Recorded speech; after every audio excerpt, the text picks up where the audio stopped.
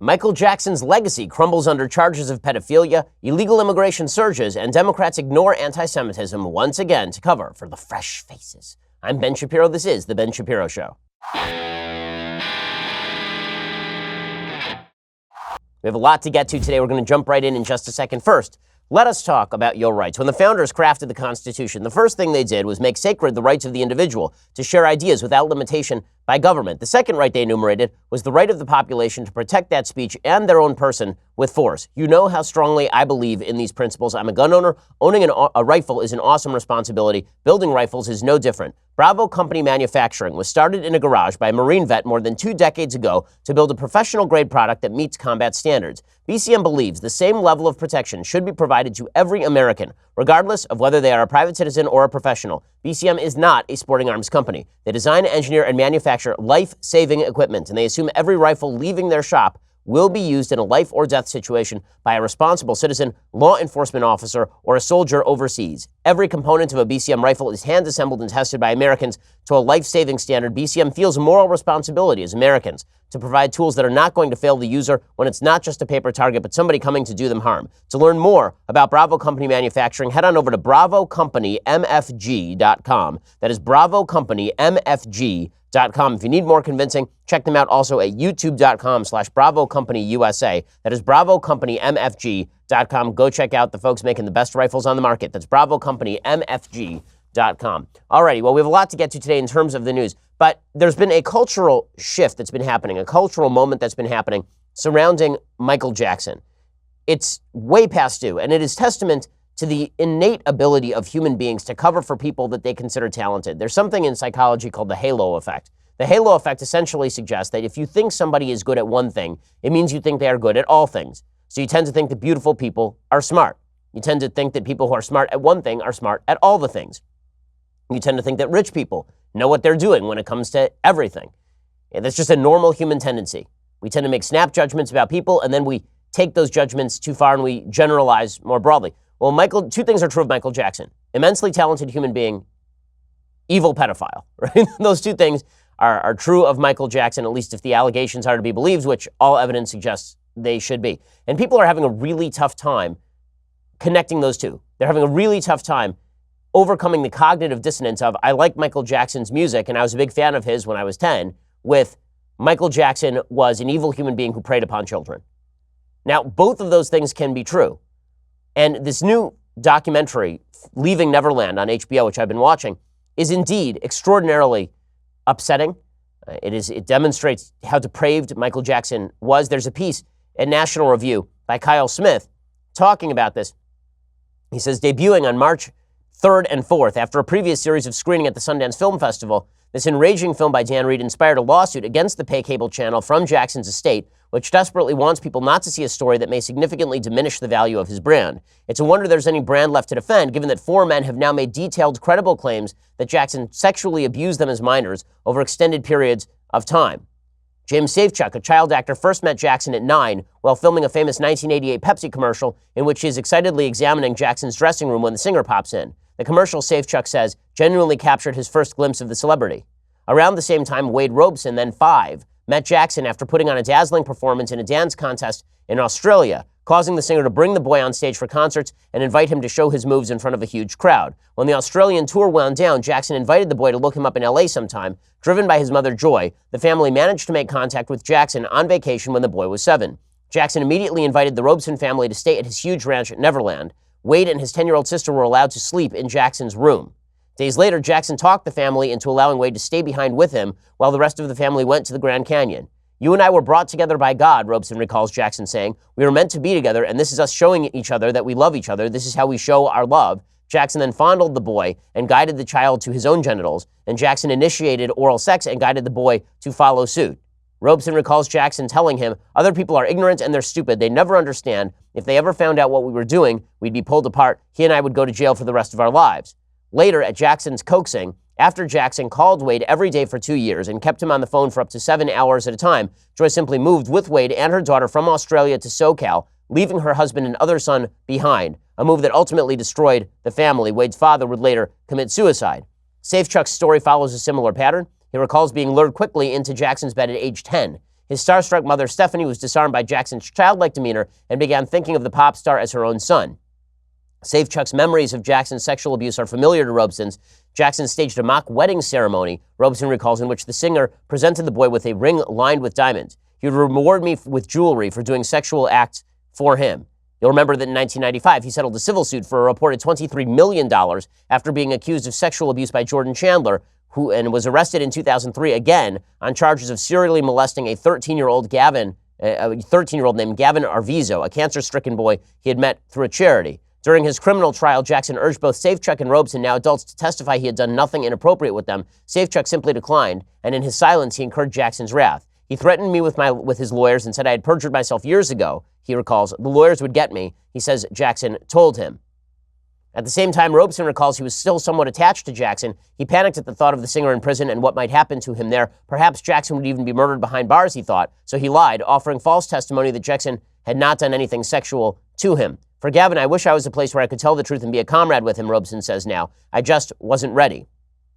His testimony and that of actor Macaulay Culkin, another man who'd spent a lot of time with Jackson as a boy, probably swayed the jury. He was acquitted on all counts with Jackson in 2005 and died, of course, in 2009. The final 45 minutes or so of the documentary does delve into the depression and torment as well as that of their mothers, each of whom searches her soul at excruciating length. Well, there are a bunch of lessons to be learned here. Well, some of those lessons include, again, our capacity for cognitive dissonance, blinding us to the reality about human beings. Second, the worship of celebrity that we have in our society.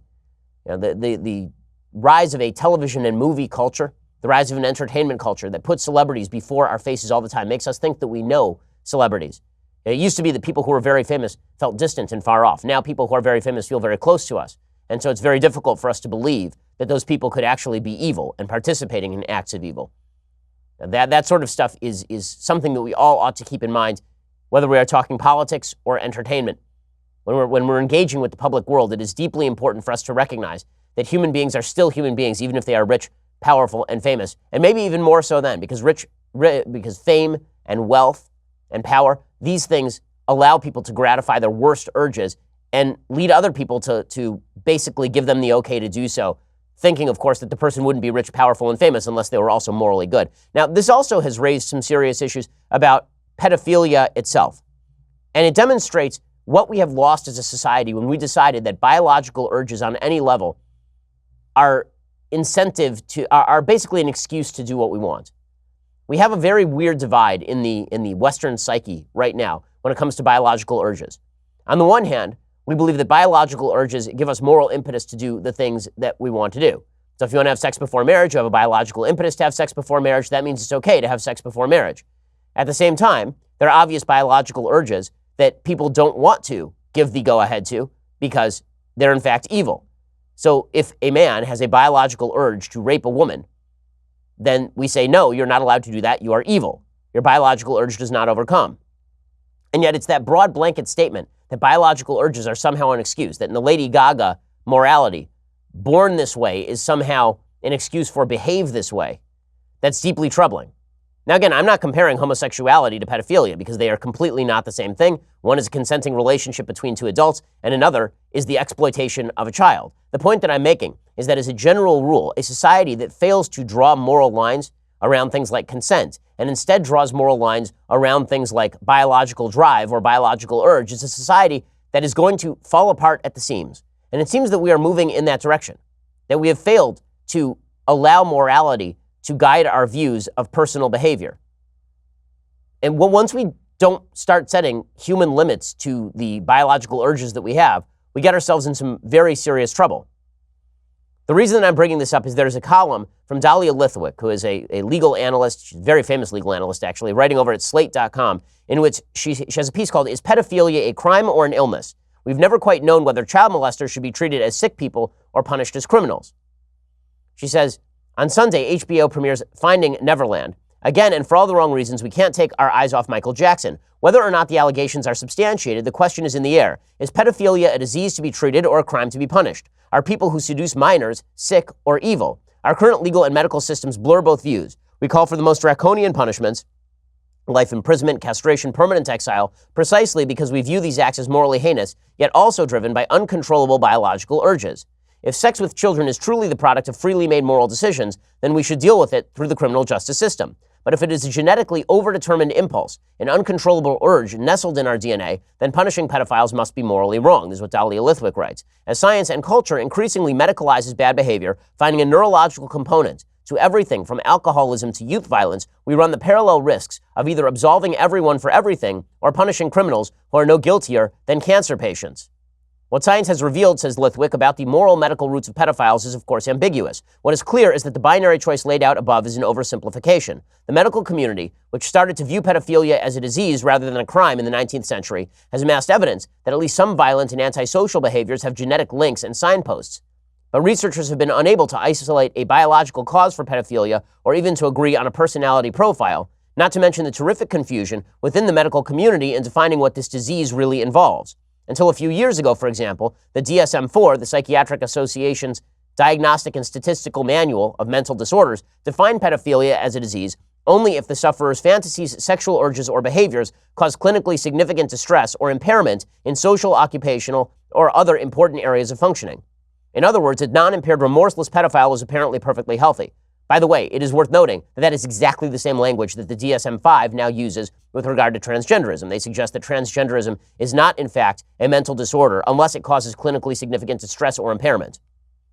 Okay, so what we have been doing is medicalizing. And again, transgenderism is not the same as pedophilia. Transgenderism is an adult making a decision, presumably, to behave in a certain way that does not impact other people in violation of their consent. Pedophilia is, of course, the exploitation of children. I keep repeating this because there are going to be people who don't understand the argument that I'm making and seek to conflate all of these things. They are not the same, right? Homosexuality is not the same as pedophilia, is not the same as transgenderism.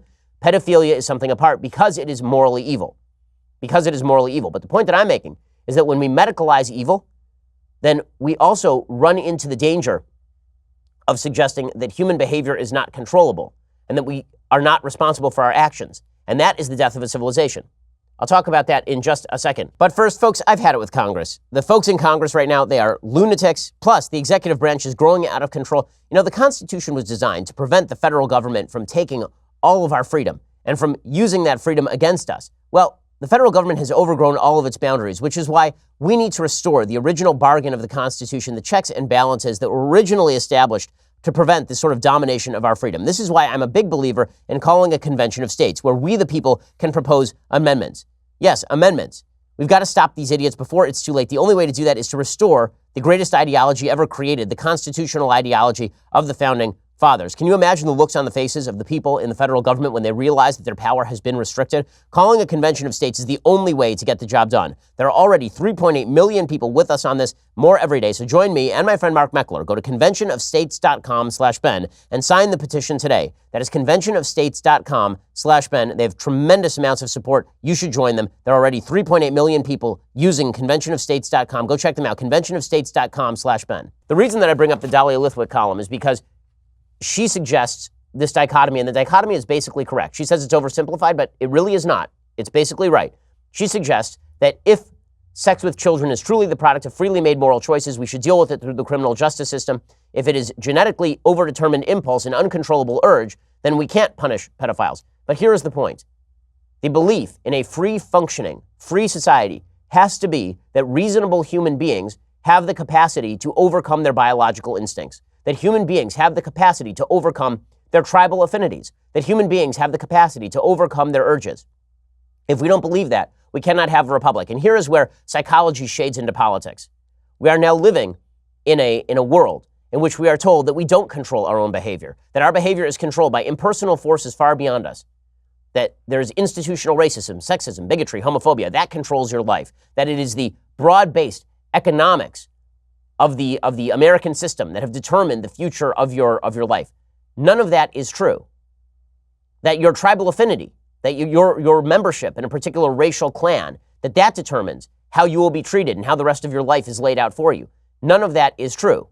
That your choices are not your own. Once you believe your choices are not your own, you end up justifying all sorts of evil behavior. Once you believe that choices cannot be freely made in contravention of biology and tribal affinity, it's very difficult to have a functioning republic.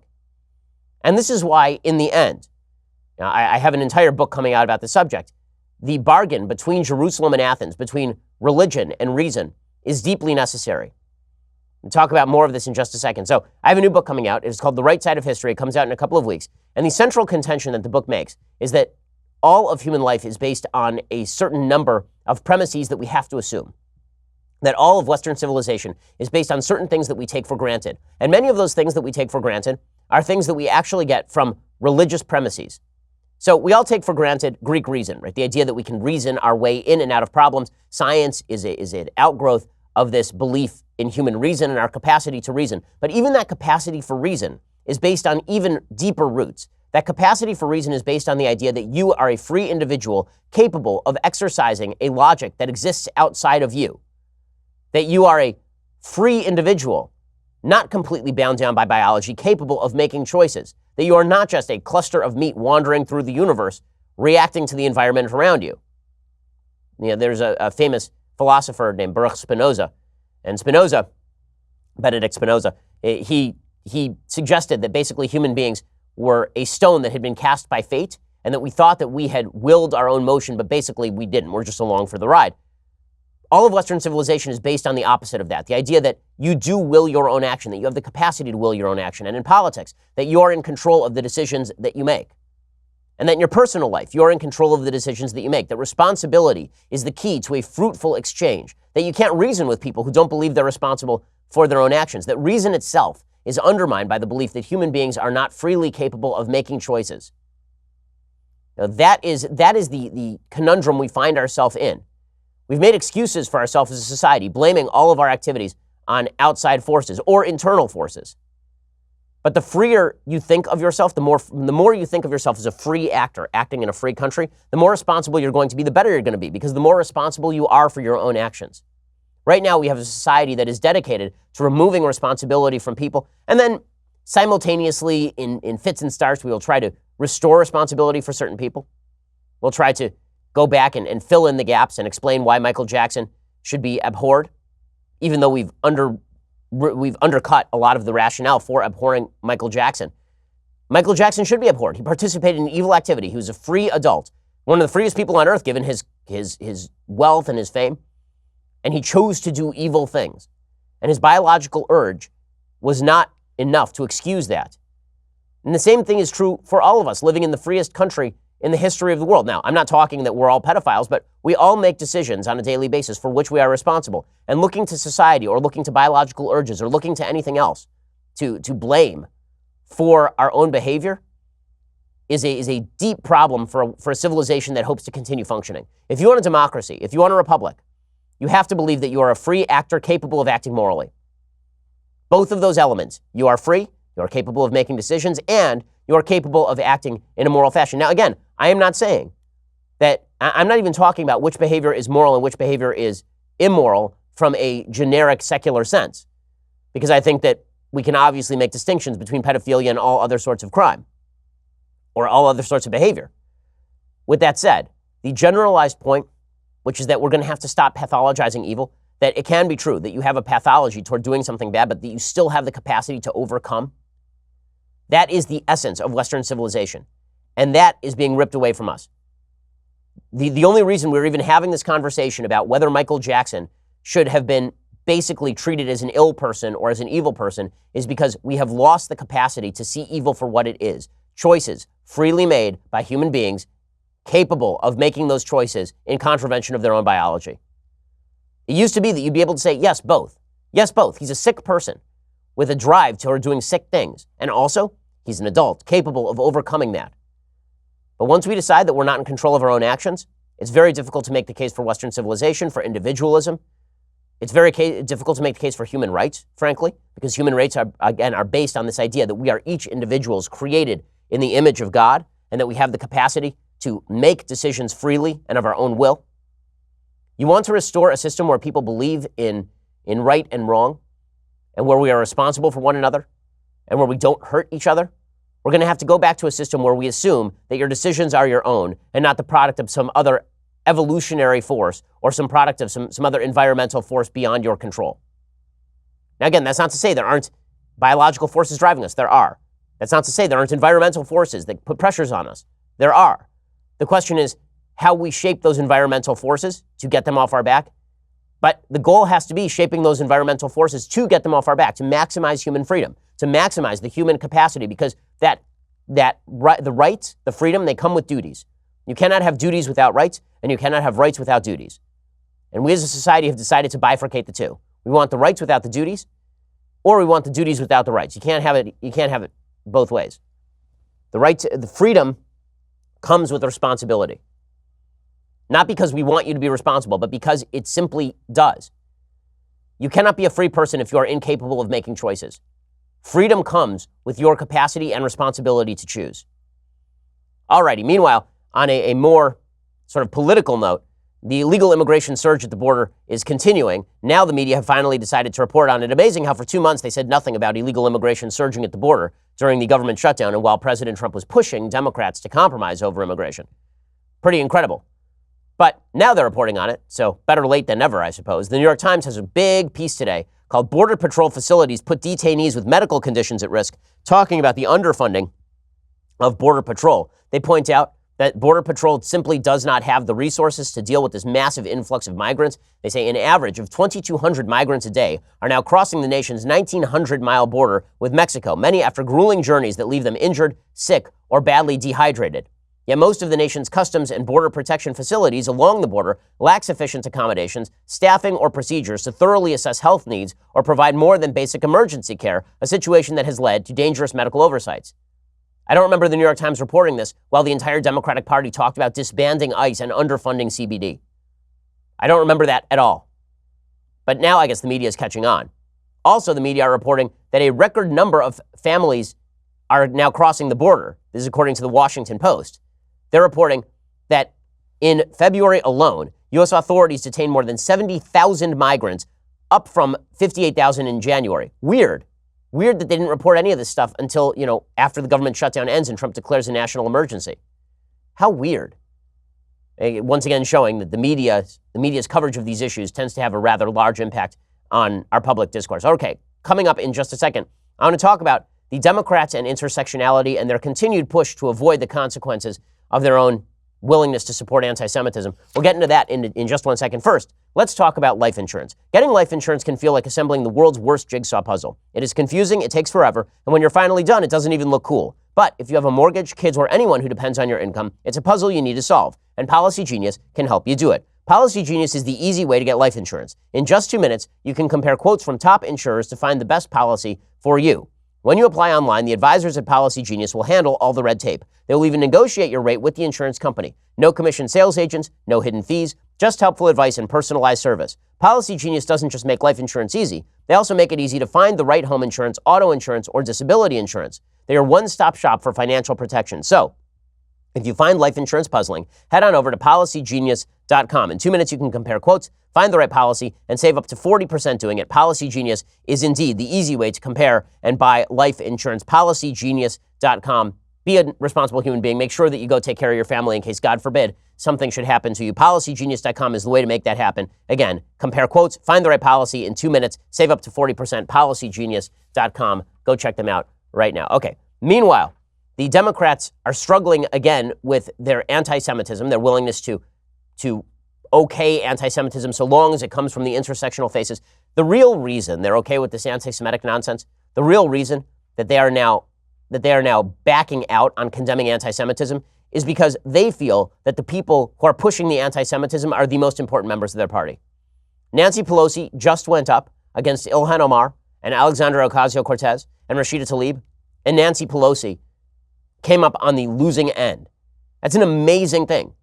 Now, the reason for that is that Nancy Pelosi was only Speaker of the House by a couple of votes in the last Speaker vote. All it would take is for a couple of these Democrats to drop out, and suddenly she wouldn't be Speaker of the House anymore, so she knows where her bread is buttered. She can't afford to alienate the radical wing of the Democratic Party, which now effectively controls the Democratic Party. Also, the Democratic Party believes that their pathway to victory lies not in pure socialism, but in a democratic socialistic governmental policy combined with racial appeals, overtly racial appeals.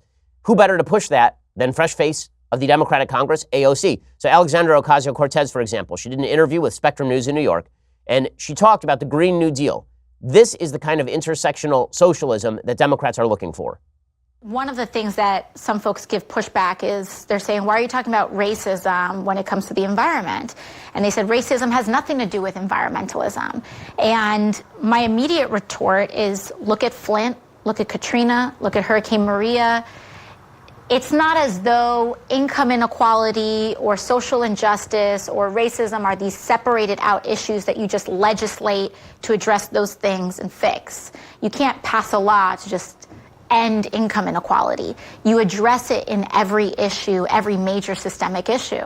Okay, so the basic appeal here is that socialism may not be all that appealing for minorities, but if you overtly appeal to minorities with socialism, then maybe you'll be okay. The Democratic Party wants to embrace this. They are into embracing this. This is the new coalition. One of the people who is pushing that idea is a center-left Democratic economist named Brad DeLong. He gave an interview to Vox in which DeLong argues, this is according to Greg Sargent at the Washington Post, that it's time for centrists like him to make peace with the left. The idea is that he has to make peace with the open socialists like AOC because they're going to be the winning coalition that allow the neoliberals to sort of drive the boat. That if Nancy Pelosi can make peace with AOC, if Nancy Pelosi can make peace with Ilhan Omar, then they can create a coalition that is durable and allows them to get done what they need to get done. It's easier, in other words, to sort of hold back AOC and Rashida Tlaib and Ilhan Omar than it is to make peace with people on the right. And so you make peace with the people on the left, including the open anti-Semites and the people who cover for them. This is the basic notion that many on the left have been embracing. DeLong notes that on one issue from another, from healthcare to climate change, centrist-minded Democrats have modulated the party's priorities in hopes of striking a political deal with the center-right. But that deal has never been forthcoming because there's no functional center-right in U.S. politics. In other words, DeLong says, we can't make a deal with moderate Republicans. There are no moderate Republicans. Let's make a deal with our hard left. Now, Republicans and conservatives would see this in the opposite way. They would say, listen, you guys on the left, you moved radically left in the last 10 years. And we can't make a deal with you because you moved radically left in the last 10 years. And then castigated us as racist, bigots, sexists, and homophobes. But according to the left, they now have to make, according to sort of the mainstream Democratic Party, easier for Nancy Pelosi to kowtow, to bow down, to bow the knee before AOC, than for Nancy Pelosi to create some sort of centrist coalition. Now, the problem for Democrats is going to come when it turns out that AOC is driving the boat into an iceberg, when it turns out that the American people are not all that fond of AOC's agenda. Nancy Pelosi is sort of hoping to have it both ways. You use AOC to gin up the base, and then when it comes time for a national election, then you appeal to the center of the country. But the base is out of her control, and that is what the last week and a half have proved. The last week and a half have proved that the base is not in Nancy Pelosi's control, and that even the most vile elements of the Democratic base will be bowed to by Nancy Pelosi. It's truly incredible. So, for example, you'll recall that Ilhan Omar is a vicious anti-Semite who's been using anti-Semitic language for years on end. She has anti-Semitic views about Israel. She really doesn't believe that Israel ought to exist. She doesn't, which, by the way, is an anti-Semitic view. If you disagree with policies of Israel, then that is one thing. I disagree with many policies of Israel. I've discussed some of them on the program. But if you believe that Israel does not have the right to exist as a Jewish state, but every Muslim country has a right to exist as a Muslim state, if you believe that the only Jewish state on planet Earth does not have a right to exist, then you are, in fact, engaging in anti-Semitism. I mean, the State Department even says as much. This is the perspective of Rashida Tlaib. It's the perspective of Ilhan Omar. And it is probably the perspective of AOC, who makes overtures to Rashida Tlaib and Ilhan Omar. And by the way, makes overtures also to people who are apparently open terror supporters, not just Jeremy Corbyn of the Labour Party, who AOC paid homage to just a couple of weeks ago, but also she just retweeted Yusuf Munayyer, who's the head of a Palestinian rights organization, who also happens to be a terror organization sympathizer. This is according to the Jerusalem Post. In a tweet first discovered by the Investigative Project on Terrorism, Ocasio-Cortez wrote, quote, "This is disappointing to see. Just last week, there was all this hubbub over an untrue mischaracterization that I was threatening primaries based on pro-ICE votes, yet there seems to be no problem at all with a zero-tolerance stance for simply asking about U.S. foreign policy." She did that in retweeting and responding to a tweet by Yusuf Munayyer, the executive director of the U.S. Center for Palestinian Rights. In his tweet, he wrote, "AIPAC activist tells New York Times the lobby is coming for Congresswomen AOC, Rashida Tlaib, and Ilhan Omar." Okay, and she is retweeting this guy. Well, Munayyer has condoned the efforts of the Popular Front for the Liberation of Palestine, an actual terror group, on his Twitter feed before, including retweeting a PFLP announcement of a terror attack in Jerusalem on June 16th, 2017. In another tweet from July 2014, Munayyer reminded his followers that the military wings of PFLP and other terrorist organizations, not just Hamas, are all fighting against Israel in this war. AOC has no problem tweeting that out. Now, it is hilarious to watch as everybody on the left points out every time Steve King retweets a white nationalist, which he does far too often, and it's gross. You know what happened to Steve King for doing all that stuff? He lost his committee assignments. AOC is retweeting terrorist sympathizers, no problem. The left is caving into all of this. Because I'm going to tell you, I mean, the process of the cave-in was truly astonishing. I'll explain it in just a second. First, you're going to have to go over to dailywire.com and subscribe. For $9.99 a month, you can get a subscription to Daily Wire. When you do, you get the rest of this show live. You also get an additional 2 hours of the show every afternoon. So many things that we talk about in the afternoon that you're missing if you're not a subscriber. And you get it commercial-free. Plus, for $99 a year, you get the very greatest in beverage vessels, the Leftist Tears Hot or Cold Tumbler. View it. Cast your eyes upon it. It is magnificent. Go check that out right now. Later today, you know, among the many glories of our additional 2 hours, we're having on Zuby, who is a rapper and destroyer of the British women's deadlift record, while identifying as a woman. We'll have him on to discuss his massive show of strength as a powerful, proud woman. We'll discuss it with him. Also, you should check us out and subscribe because we have great Sunday specials like Arthur Brooks. When you subscribe, you get that on Saturday. Arthur Brooks, the head of American Enterprise Institute and author of the new book, Love Your Enemies. He joined us on the Sunday special. Here's what it sounded like. I'm Arthur Brooks. I'm president of the American Enterprise Institute, and I have the great pleasure of being on Ben Shapiro's Sunday special, where we talk about politics, and we talk about love, and we talk about happiness, and we talk about his new book, which is coming out March 19th, and we talk about my book, Love Your Enemies, which comes out on March 12th. Don't miss it. Yeah, so go check all of that out. Also, leave us a review over at YouTube or iTunes. We always appreciate it. It helps us with the rankings. We're the largest, fastest growing conservative podcast in the nation.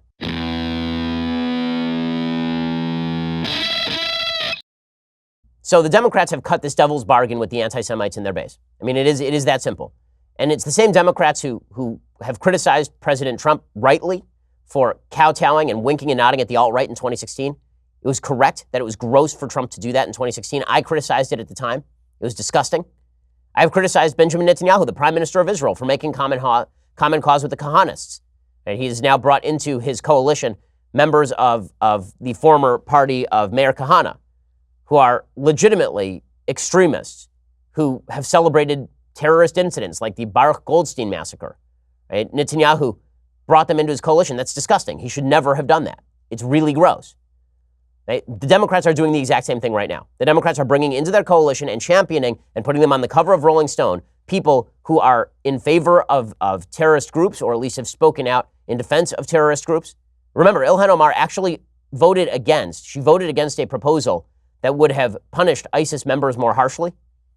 She has encouraged ISIS members in Minnesota not to be treated with great harshness by the law. She actually wrote an appeal on behalf of, I believe, a former ISIS member to a Minnesota judge. She has laughed and joked about Hamas and Hezbollah. They've hobnobbed with Linda Sarsour, who's an active terrorist supporter. I mean, she's an actual supporter of terrorists before, or at least prior terrorists. Linda Sarsour speaking out, by the way, against Nancy Pelosi.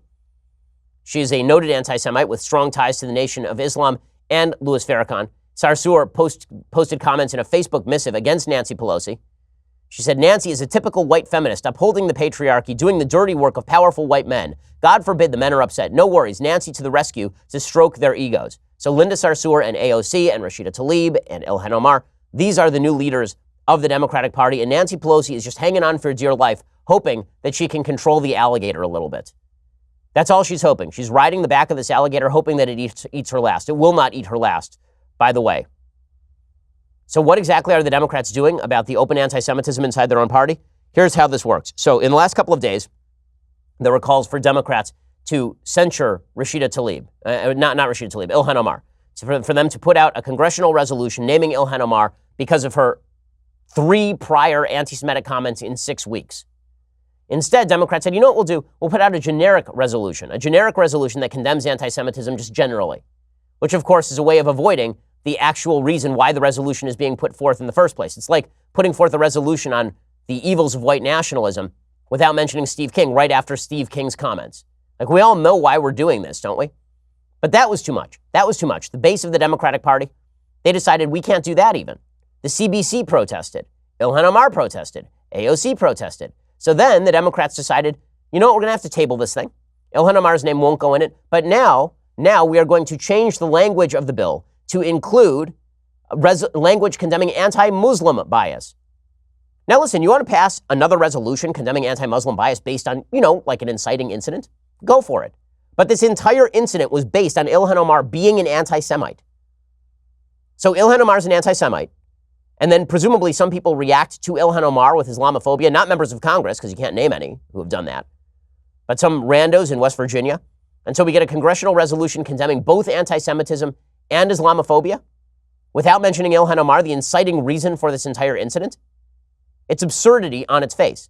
And it is a way of watering this down so it doesn't look like a condemnation of Ilhan Omar. It looks like a defense of Ilhan Omar. The Democratic Party is doing this because they know where their bread is buttered. Ilhan Omar butters their bread. AOC butters their bread. Rashida Tlaib butters their bread. This is the decision that they have made. And you can tell this from leading members of the Democratic coalition. So Eliot Engel is a Jewish congressperson from New York. He had condemned Ilhan Omar's comments as anti-Semitic because they are in fact anti-Semitic. Then he was asked, should Ilhan Omar be stripped of her Foreign Affairs Committee assignment? First of all, there's no reason she should be on Foreign Affairs anyway. It's a very prestigious committee assignment. She knows nothing about foreign policy. Her foreign policy positions are absurd on their face. She's in favor of Nicolas Maduro basically remaining as the dictator of Venezuela. She's a dangerous ignoramus. And Eliot Engel won't even say that she should be ousted from Foreign Affairs. You're the chairman of a really important committee, right? Foreign Affairs. This is the center of a lot, and it's certainly the center of this discussion about Israel. At what point do you say to her, Congresswoman Omar, look, you're not on this committee anymore. You strip her of your seat. Are you close to that, or at that point? No, I'm not close to it. First of all, it's not up to me. This is done by the leadership. I don't know that would do anything except exacerbate the situation even more. I'm looking to get rid of anti-Semitism, not looking to punish anybody. You're going to have to explain, Representative Engel, how you get rid of anti-Semitism without punishing anti-Semites. You're going to have to explain how that works. This really pathetic patting Ilhan Omar on the head. Ilhan Omar is how old? 40 years old, I believe? Ilhan Omar? When was she born? Let's see. Ilhan Omar age. She is 37 years old. She is 2 years older than I am. She is twice married. She was a fellow at the University of Minnesota. She is not an ignoramus. She is not stupid. She is not a fool. And yet the Democrats, because they don't want to acknowledge that they are okaying anti-Semitism in their own ranks, have decided basically, you know what? It turns out that she's a poor, ignorant woman who doesn't know anything. If anybody ever said that about Ilhan Omar on the other side, that she's just ignorant of basic things about life and about anti-Semitism and about religious bigotry, because she's an ignoramus, then they'd immediately be accused of not taking her seriously enough. I think she's ignorant because I think that she's ignorant about Venezuela. I don't think she knows things about Venezuela, but she's certainly not ignorant about anti-Semitism. For years, members of the Minnesota Jewish community have been approaching Ilhan Omar, reported by the Minneapolis Star-Tribune, and talking to her about anti-Semitism, and she has not cared one iota. This is what she believes. The Democratic Party has made its peace with the radicals in their base. They're quickly becoming the UK Labour Party. In a second, we're going to talk about how the media continues to cover for this because it's quite insane. So Dana Milbank is a columnist over at the Washington Post. Now, the Washington Post has been awful about all of this. The Washington Post has run a bevy of pieces in full-throated defense of Ilhan Omar. Why? Because the Washington Post are the Democratic leadership. They are the same. And so they have to pretend that Ilhan Omar isn't an anti-Semite. In fact, she's speaking the truth. Dana Milbank was asked specifically about the Democratic treatment of Ilhan Omar. He said, listen, it's pretty obvious that Democrats hold themselves to a higher standard with regard to Ilhan Omar. Sure. Do you think the Democrats are holding her to a higher standard than Republicans have been holding themselves? I think that's probably also true on Me Too and other things. The question is, should Democrats do the same thing Republicans have been doing, sort of circle the wagons and basically look the other way because they're a member of the tribe? And I think that it's probably worthwhile to hold yourself to a higher standard. Okay, there is no higher standard. Again, they took an original resolution that would have included a condemnation of Ilhan Omar. They stripped out her name, and then they added anti-Islam sentiment to an actual resolution about anti-Semitism, which is astonishing. It's astonishing. And yet, we're being told by the media they hold themselves to a higher standard. Yeah, sure. Right. I don't remember Steve King being featured on the cover of Rolling Stone with Speaker Paul Ryan, by the way. I don't remember that happening. Pretty amazing stuff. Okay, meanwhile, one of the great irritants for Republicans at this point has to be the fact that while Democrats are running as far as they can to the left, Republicans seem to be following them to the left. Apparently, Republicans are now advancing paid leave. Now, I understand that there are some lawmakers on the right who are big fans of paid parental leave, and that includes senators with whom I am very friendly. The bills would supposedly provide a government-backed paid parental leave from now, spurred in part by activism from Ivanka Trump, according to Roll Call. A growing number of Republicans have embraced arguments that it would improve maternal and fetal health, provide income stability for families, and strengthen caregivers' connection to the workforce. Paid family leave would allow the GOP to showcase its claim to uphold family values while still appealing to working-class voters whose sense of economic instability helped propel Trump to victory in 2016. Now, forcing businesses to either pay for paid family leave or forcing taxpayers to take on the burden of paid family leave is obviously a new government entitlement. Republicans are pushing this at the same time that the debt is being blown out. I'm old enough to remember when Republicans pretended to care about the debt. I'm old enough to remember when conservatives pretended to care about the deficit. But the U.S. budget deficit, according to Bloomberg, has now widened to $310 billion in the first 4 months of the fiscal year, underscoring, according to Bloomberg, the revenue hit from Republican tax cuts and an increase in government spending. It ain't about the tax cuts, gang. It's about the spending. The budget gap widened 77%. Why? Well, receipts fell by 2% to $1.1 trillion. That seems like a solid amount of money to take in, does it not? But spending rose 9% to $1.4 trillion. So the budget did receive a tiny bump in customs duties, about $25 billion, but the U.S. trade gap widened, which, by the way, shows that President Trump's trade policy is economically ignorant. The economy has continued to boom because the trade deficit is not a good indicator of whether an economy is booming or not. The trade deficit usually means that people in America can afford foreign products, so we are buying them. Also, President Trump actually exacerbated the trade deficit, made it worse. Why? Because by pushing the idea that tariffs were going to clamp in at the beginning of 2019, he forced a bunch of businesses to buy products early from foreign countries. So it actually accelerated the trade deficit. With all of that said, it would be really nice if Republicans would not be Democrats. We already have Democrats. We don't need another Democratic Party. Okay. Meanwhile, I feel like I really need to comment on a great exchange that happened yesterday on Joe Rogan's podcast. For those who don't know Joe Rogan's podcast, you should give it a listen. It's really a lot of fun. Joe's a great questioner. So Joe and Tim Pool, who is one of his sidekicks, Joe and Tim Pool were questioning some members of the Twitter clan. So Jack Dorsey showed up on Joe Rogan's podcast, and Joe Rogan asked him the hard question. He asked him, why is it that you ban some people but not other people? And Twitter had no answer whatsoever. We have a divide between the conservative estimation of what's happening and then the definition that's the liberal definition of it. I think that's right, Joe. And I think what I'm trying to say is that it's not that you can't have those viewpoints. It's that if you're taking those viewpoints and you're targeting them at a specific person in a way that reflects your intent to abuse and harass them. But what if it's in the context of the conversation? What if she's saying that I don't think that trans women should be allowed in these female spaces to make decisions for women? And then this person's arguing and she says, a woman is biologically female. Well, you are never going to be a woman. She responded with, men aren't women, though. And that was her first, in the series of events, that's what got her the suspension and the warning. That was one of many tweets that was part of providing context. It was not. Okay, the woman who's speaking is Vijaya Gadde, who is the company's global lead for legal policy and trust and safety. And that's Joe Rogan asking specifically about Meghan Murphy, who's been a guest on our show. Meghan Murphy, of course, is a feminist. She's a left-wing feminist who is banned from Twitter for making the absolutely obvious contention that men are not women and women are not men. Twitter claimed that this was targeting of particularly transgender people. And Joe Rogan and Tim Pool are pointing out how dumb this is, that Twitter has no consistent standard. But again, Twitter doesn't have to have a consistent standard. They have market dominance. It's pretty astonishing how the left will continue to shut down debate with no good excuse for doing so, simply because their confirmation bias is so incredibly strong. When you have an agenda, it allows you to run roughshod. It really does allow you to run roughshod over your own supposed central principles. You can tell where people's real principles lie by which principles people are willing to violate in pursuit of those primary principles. So Twitter says it's a free speech platform, a place for people to speak out and debate, but their real priority is not that.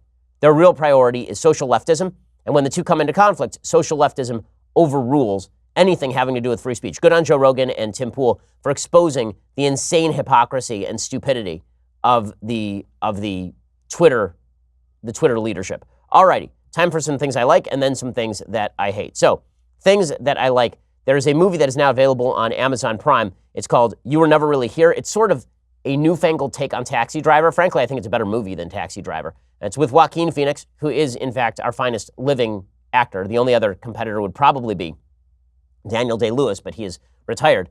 Joaquin Phoenix turns in another fantastic performance. When you talk about people who just inhabit a role, where you don't even think of them as an actor, they're just the role, Joaquin Phoenix is the guy.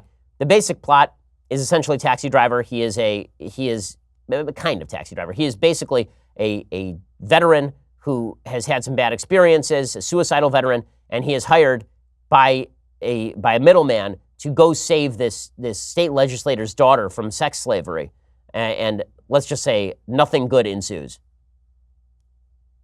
I'm gonna ask you some questions. How many are there? One guy inside the front door, second guy on the top floor.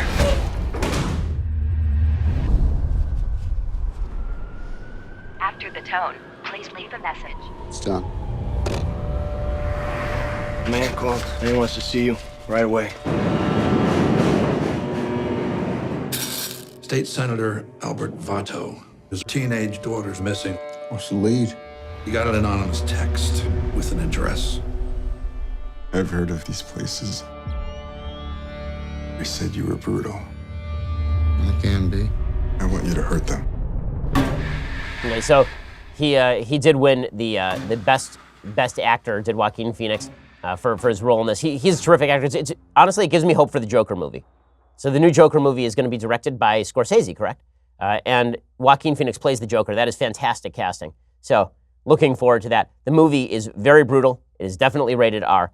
You Were Never Really Here, available on Amazon Prime. Okay, time for some things that I hate. So let's talk a little bit about H.R. 1. H.R. 1 is the Nancy Pelosi-led House's first priority, and basically it restructures voting and voter ID all across the country in violation of federalism. States are generally supposed to set the standards, and state redistricting is supposed to set the standards for how voting is done on the state level. H.R. 1, according to the Heritage Foundation, seizes the authority of states to regulate voter registration and the voting process by forcing states to implement early voting, automatic voter registration, same-day registration, online voter registration, and no-fault absentee balloting, all of which are the devil's playground for voter fraud. Early voting, first of all, should not be allowed except in really bad circumstances, or unless you're a member of the military or something. Early voting is bad because a lot of news breaks right before an election. Second, automatic voter registration. You should not be automatically registered to vote because maybe you don't want to vote. Same-day registration is absurd. It doesn't allow you to actually check whether the person is who they say they are. Online voter registration is very difficult to control. No-fault absentee balloting, again, that's a problem because people vote absentee instead of simply going down to their polling place. Makes it more difficult to verify their vote. This creates a lot more chaos at the polls, which is exactly the opposite of what we need.